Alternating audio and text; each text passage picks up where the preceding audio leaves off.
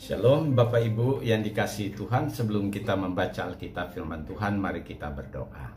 Bapa kami, terima kasih banyak oleh karena Tuhan telah menolong kami sampai dengan hari ini. Kami akan membaca Alkitab firman Tuhan, kami rindu lagi Tuhan melawat kami dengan kebenaran yang tertulis dalam kitab suci ini. Terima kasih banyak ya Tuhan, ini doa kami dalam nama Tuhan Yesus. Amin. Pembacaan terambil dari kitab Keluaran pasal 15 ayat 22 sampai ayat yang ke-27. Demikian firman Tuhan. Di Marah dan di Elim, Musa menyuruh orang Israel berangkat dari Laut Teberau. Lalu mereka pergi ke padang gurun Syur. 3 hari lamanya mereka berjalan di padang gurun itu dengan tidak mendapat air.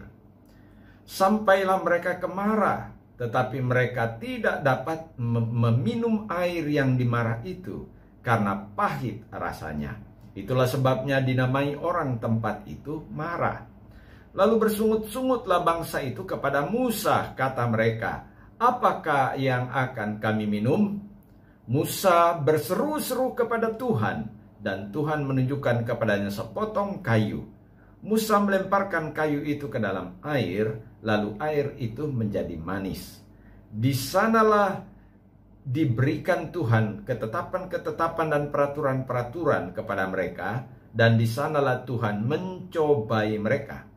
Firman-Nya, "Jika kamu sungguh-sungguh mendengar suara Tuhan Allahmu dan melakukan apa yang benar di matanya, dan memasang telingamu kepada perintah-perintahnya, dan tetap mengikuti segala ketetapannya, maka aku tidak akan menimpahkan kepadamu penyakit manapun yang telah kutimpahkan kepada orang Mesir, sebab aku Tuhanlah yang menyembuhkan engkau."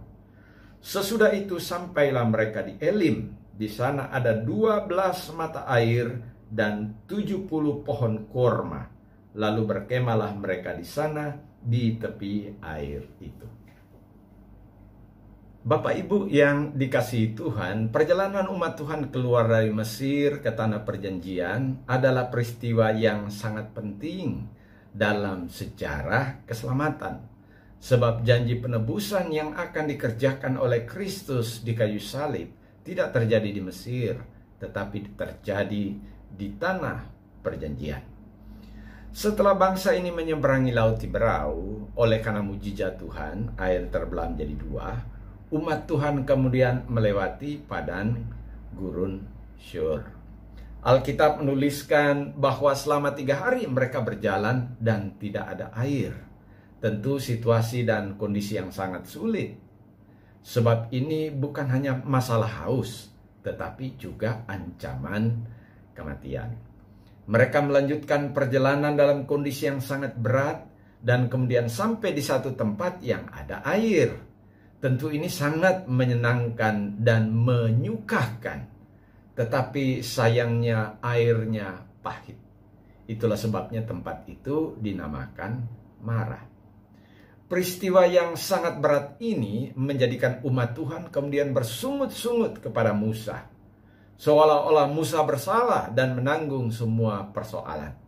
Padahal kita tahu Alkitab mencatat bahwa umat Tuhan itu sampai di Marah itu pun terjadi oleh karena tuntunan Tuhan.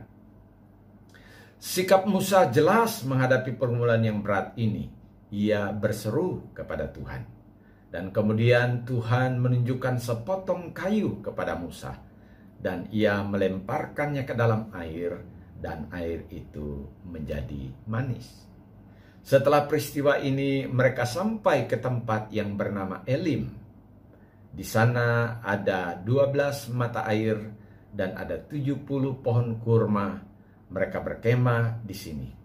Lokasi yang sampai pada hari ini masih dikunjungi oleh umat Tuhan. Ada beberapa pelajaran penting dari kebenaran firman yang menjadi pembacaan dan perenungan kita. Yang pertama, umat Tuhan yang berjalan mengikut Tuhan, ikut pimpinan Tuhan sewaktu-waktu pun diizinkan Tuhan untuk mengalami pergumulan. Untuk tujuan kebaikan umat Tuhan tentunya. Hal yang sama mungkin juga terjadi dalam hidup kita. pada masa kini.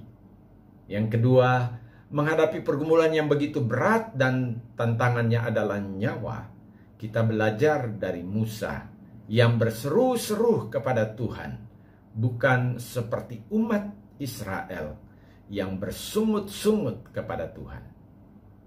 Yang ketiga, sewaktu-waktu kita berhadapan dengan pergumulan yang kita pun tidak tahu bagaimana caranya untuk menyelesaikannya.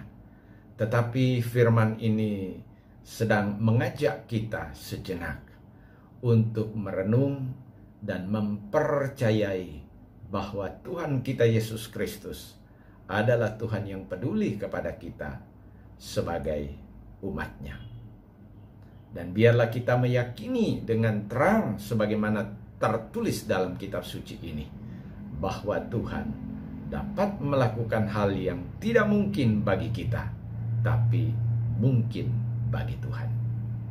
Yang berikutnya, percayalah, jika Tuhan memimpin kita, apapun jalannya, dalam kasih dan karunia-Nya, Ia selalu mempunyai tujuan baik bagi kita sebagai jemaat-Nya. Apakah yang menjadi pergumulan dan tantangan hidup kita pada hari ini?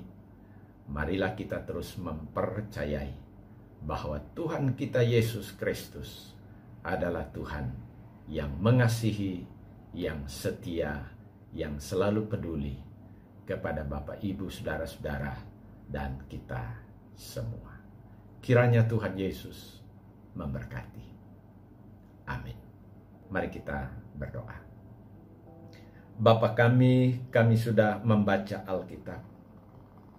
Kami menyerahkan seluruh kehidupan kami sepanjang hari ini. Tuntunlah kami, ya Tuhan, untuk melewati semua jalan hidup kami. Kami memohon kiranya Tuhan menguatkan kami untuk selalu percaya dan berharap kepada Tuhan. Kami juga memohon kuatkan teguhkan kami untuk melakukan hal yang dapat kami lakukan kerjakan, sambil memohon Tuhan menolong memberkati kami. Inilah doa kami dalam nama Tuhan Yesus. Amin.